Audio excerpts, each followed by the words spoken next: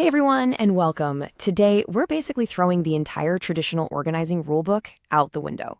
If you've ever felt like those standard methods are just designed to be impossible, well, this one's for you. We're going to break down a system that's built not on perfection, but on how the ADHD brain actually, works. Let's get into it. I mean, seriously, have you ever had that feeling? You go out, you buy all the matching bins, you read the books, maybe you even hire a professional. And a week later, it's like a bomb went off again. It is so frustrating, and it can make you feel like a failure. But what if the problem isn't you at all? What if the problem is the system itself? Okay, so before we can build a system that actually sticks, we have to understand why the old ones just completely fall apart. And spoiler alert, it has nothing to do with a lack of effort or not having enough willpower. It's really about a fundamental mismatch between all that standard organizing advice and the actual neurobiology of the ADHD brain. This quote from Susan Pinsky, who wrote the book we're drawing from, just hits the nail on the head. It reframes this whole struggle. It's not a personal failing, it's a design flaw in the world around us. The systems are the problem, not you. And this, right here, illustrates the issue perfectly. For a neurotypical person, grabbing a towel from the hall closet is 4 simple steps they don't even think about. But for someone with ADHD, every single one of those steps is a potential off-ramp for their attention. That walk to the closet, that could lead to noticing a picture on the wall, which reminds them of a phone call they need to make, and bam, the original mission of just taking a shower is completely gone. Every extra step just drains this finite battery of mental energy. This is, hands down, my favorite analogy for the ADHD brain. It comes from Dr. Edward Hallowell. It just perfectly captures that incredible power, the speed, the creativity, the enthusiasm.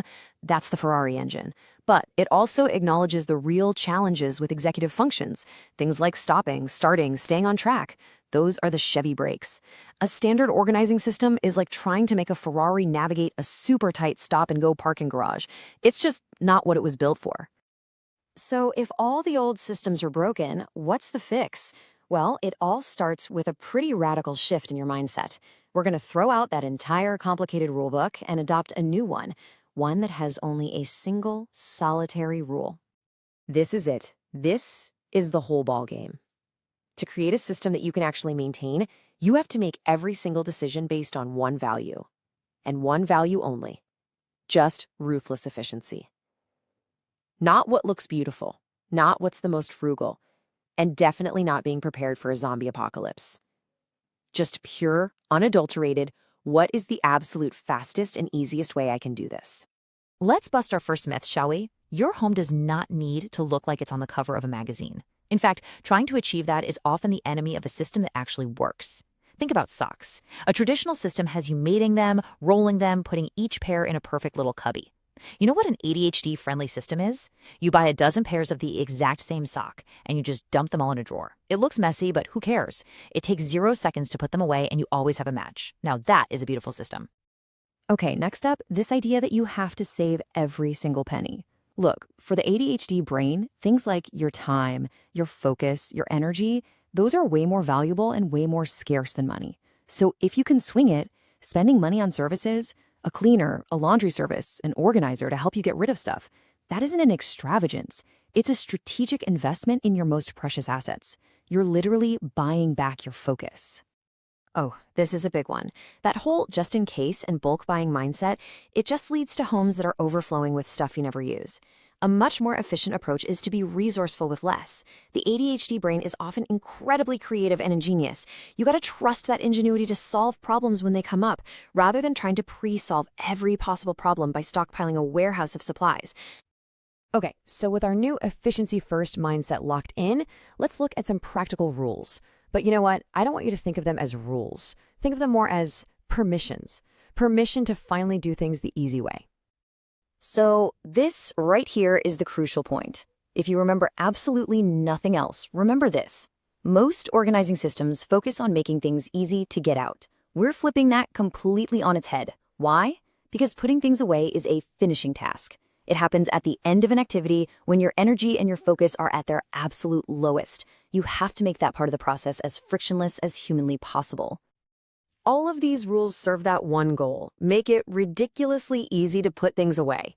Give your stuff breathing room. Store towels in the bathroom, not down the hall.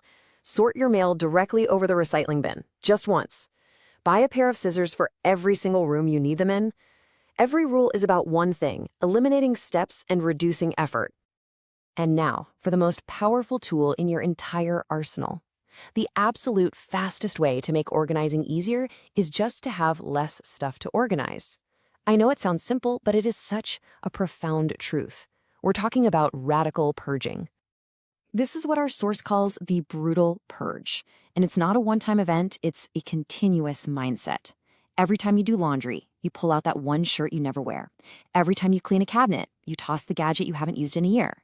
The goal is to get rid of not just the obvious junk, but also the perfectly good items you simply don't need, until your storage spaces finally feel spacious and calm. Getting rid of stuff can feel so overwhelming because of all the decisions. Where does it go? Should I try to sell it? This system makes it dead simple. You have 3 choices. That's it. It's either trash, it goes on the curb for someone else to find, or it all goes into a bag for one single charity that you've already picked out. No selling, no multiple drop-offs, simple, efficient, done. All right, we've covered the mindset and the big strategies. Now let's dive into some quick, practical hacks that are specifically designed to support the ADHD brain in the moment. This quote from one of the author's readers is pure gold. It is the ultimate antidote to the kind of perfectionism that can totally paralyze you. Wiping the counter with a dry paper towel is better than not wiping it at all. Tidying for 2 minutes is infinitely better than not tidying at all. You have to embrace good enough and just celebrate completion over perfection. These are absolute game changers. Body doubling, just having someone else in the room with you, can be incredibly focusing. Setting a timer or using a short playlist turns a huge, daunting task into a manageable little sprint. Making important items bright neon makes them way harder to lose. The whole key here is to find the hacks that give you the biggest possible return for the least amount of effort.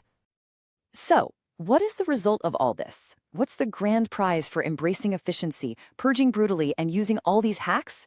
It's this. It's a home where tidying up any single room takes less than 2 minutes. Just imagine that for a second. The mess never gets more than 1 layer deep. It's not a fantasy, it's the direct outcome of designing a system that works for your brain, not against it. And this is maybe the most important point to end on. We are not doing any of this to impress other people or to live in some sterile, perfect museum. We're doing this to lower our own stress, to create an environment that feels calm and supportive and easy. A restful home is a functional home. It's a space that serves you instead of a space you have to constantly serve. And that really brings us to the final question. Organizing isn't really about the stuff, is it? It's about what the stuff is costing you in time, in focus, and in peace of mind. By putting a system in place that actually works, you're not just getting a tidy house, you are liberating that brilliant, creative, powerful Ferrari brain to go do the amazing things it was truly built to do. So, what will you do with all that reclaimed energy?